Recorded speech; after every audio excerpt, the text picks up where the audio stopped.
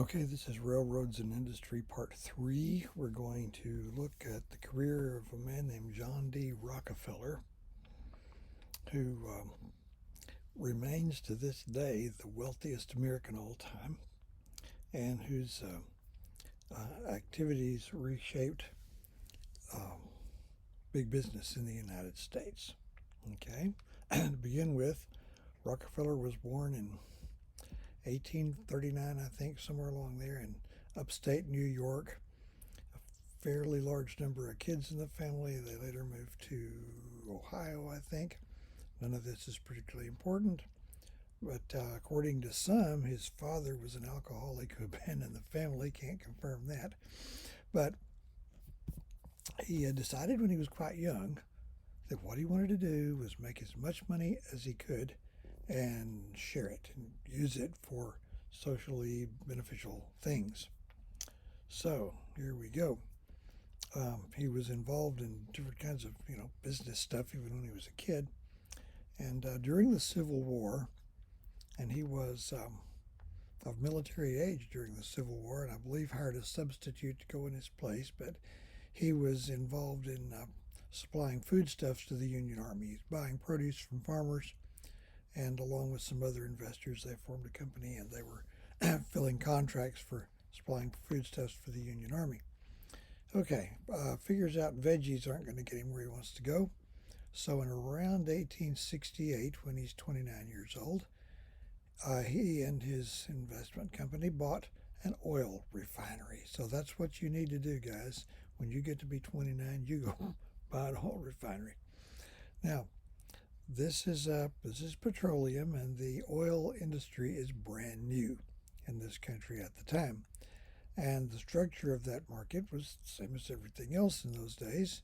Pretty much, you had a fairly large number of refining companies serving local and regional markets. Their main product was kerosene, which was burned in lamps and was a huge step forward in illuminating interior spaces during the night.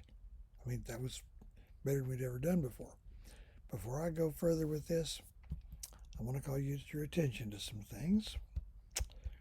You may possibly have heard from your, by now, maybe grandparents, of the great oil shortages that the U.S.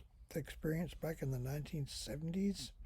Not a time to go into those, but long lines at the gas station and prices per gallon going all up to like 60 to 70 cents a gallon, and dire predictions it could get as high as $1 for gasoline.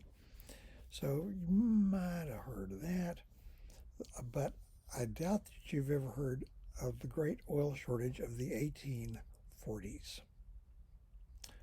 Oil was used as a lubricant, and it was used to light little lamps that they had. It wasn't as good as the oil they had then wasn't as good as kerosene.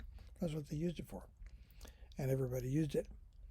And the supply was collapsing, forcing the price up something like tenfold in the early 1840s. And there were dire predictions that we would be forced back to a Stone Age lifestyle unless something were done. Fortunately for us all, this is way before anybody got the idea that the government should ride to the rescue and punish the greedy oil suppliers. When these things happen as a result of market condition changes, not somebody necessarily being greedy any more than they usually would be. The kind of oil we're talking about here was whale oil. There was such a demand for whale oil that fleets of whaling vessels scouring the oceans of the world had hunted the whales almost to extinction, like they do the buffalo. Later couldn't get oil from those, though. So when the price of something goes up really high, this has the effect of making alternative power sources economically feasible. So that's what starts to happen here. It was known that different places around the country at that time, this is mainly Pennsylvania and Ohio, there's this black gooey stuff sort of oozing up out of the ground, and chemists had determined that it could be refined into products that would do the jobs that whale oil had been doing. They make kerosene and lubricant oil. But there's not enough oozing up out of the ground to get the job done. So people began to figure out that if it's oozing up, that means maybe there's a lot more of it down there. By the way, it was called petroleum, which is Greek for rock oil. Okay. So by the 1850s, we have exploratory drilling going on. Now, the technology is crude and primitive, but in much later times, 2/3 of a century more, they'd be called wildcatters, because you don't really know when you're drilling that expensive hole if there's really just anything down there or not. So there are people trying to find pools of this stuff thinking they might cash in on it. Well, long story short, the first oil well came in the United States. That's when you strike oil, it comes in. Sometimes the ground rumbles and the oil spurts up like a geyser. First oil well came in the United States in the year 1859 in a place called Titusville, Pennsylvania. The wildcatter who brought in this well was named Edwin Drake. So he starts the oil industry. And it's less than a decade after that when Rockefeller gets involved, because apparently that led to a great deal more successful oil drilling. And refining companies would purchase the crude oil from the people who had drilled the wells and would distill it into various useful products. The big seller then and for the rest of the century was kerosene. And I'm just barely old enough to remember kerosene lamps. I shouldn't be, but my maternal grandfather, the one of my two grandfathers I actually knew, made a career of being the last holdout, the last one to surrender to the advance of modern technology. When I'm a little kid at my grandparents' house, they're burning kerosene lamps. It's a very unique, not unpleasant, characteristic smell. Must have been part of people's lives. Okay, so Rockefeller buys in roughly 1868, whereupon he launches a career of conquest that would have impressed Alexander the Great. He's very highly competitive, very aggressive, and what he would do, by the way, making and keeping his company very cash rich, so they didn't go hat in hand to bankers or anything. They could move quickly. He packaged and branded his products. A certain brand. His company was called Standard Oil, I believe. And there was a time, to show how things can change, there was a time when a tin can of Standard Oil kerosene was the most recognizable industrial packaging on this planet. And that's so gone, I have no idea what one of them would look like. Check the Smithsonian, I suppose.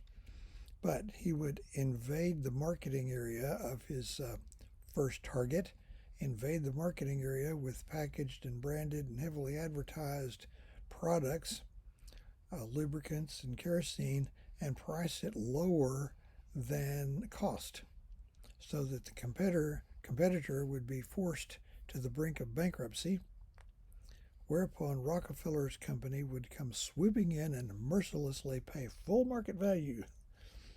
He didn't undercut anybody. He didn't rip anybody off for a majority of the shares in that company. Now, the company would still be there. It would still have its minority shareholders. It would still have its board of directors. It would still have its brand and all that.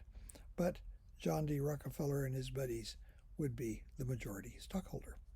Why didn't they just combine them together?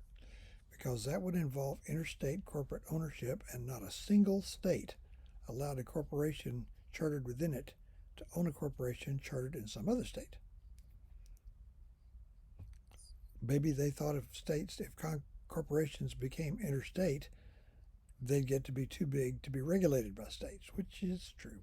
Well, okay, by the time he was 40 years old, by the end of the 1870s, John D. Rockefeller controlled over a dozen different oil companies. They're all still separate oil companies because of the ban on interstate corporate ownership.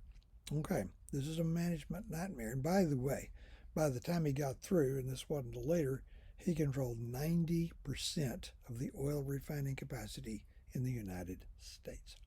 Whoa, think about that. Okay. He had a lawyer working for his company named Samuel Dodd, guy with two middle initials, Samuel C.T. Dodd. And Dodd, in the early 1880s, cooked up a shortcut that would provide for central management and get around the ban on interstate corporate ownership. Okay, it was known as the trust. I'll put the word on the screen there.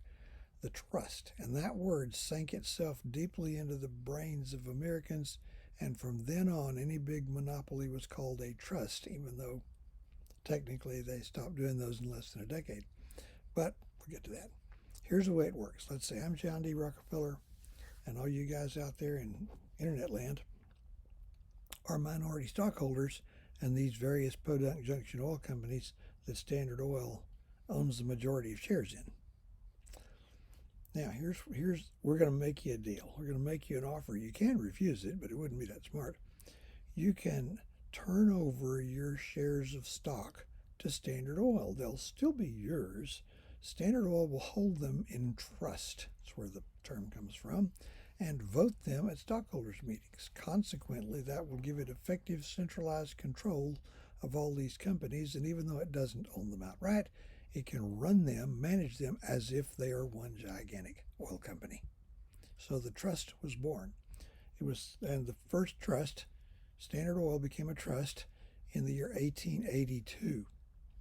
And very quickly, before that decade was over, trusts are just spreading across the land, industry after industry after industry. The competing companies would see this as a long-awaited solution to the problem of competition, and they would copy that. And by the way, if you're one of these minority stockholders who've let Standard Oil vote your stock, you are laughing all the way to the bank because it makes the company quite a bit more profitable. You're not going to tell anybody you've been ripped off. Well, so by the end of the 1880s, the public was becoming alarmed about this, and in 1890, Congress passed a vaguely worded law known as the Sherman Antitrust Act. The Sherman Antitrust Act, I don't know if this is just the best thing they could think up or if they really were trying to not really mess with the trust, just make the public think they were being regulated. What it outlawed was, here's a quote, combinations in restraint of trade. What does that mean? It doesn't prohibit any specific business activity. It prohibits an outcome. And it was over a decade before there's much more than just a twitch from the federal government of trying to enforce it. It's an attempt to outlaw monopolistic trusts. Nonetheless, Standard Oil can't get caught with its pants down here, so Samuel Dodd went back to the drawing board again and cooked up another scheme, this one to be known as the holding company. What made the holding company possible was that New Jersey broke ranks with the other states and legalized interstate corporate ownership. So Standard Oil quickly took out a charter in the state of New Jersey, and Standard Oil became a holding company. Holding companies are corporations that exist for the purpose of owning and running other corporations. So by that time, they've got around 90% of the oil capacity in the United States. By the way, these combinations are known as horizontal combinations because they unite companies that had formerly been competitors. Okay, a drilling company and a refining company are not in competition. Different refining companies are in competition. So if you had the steps in the production process, it would come close to monopolizing just one level, 2 or 3 steps of the process. Hope that makes some sense. So I'm not quite through with this, but I'm going to cut it off and come back on Railroads Industry Part 4.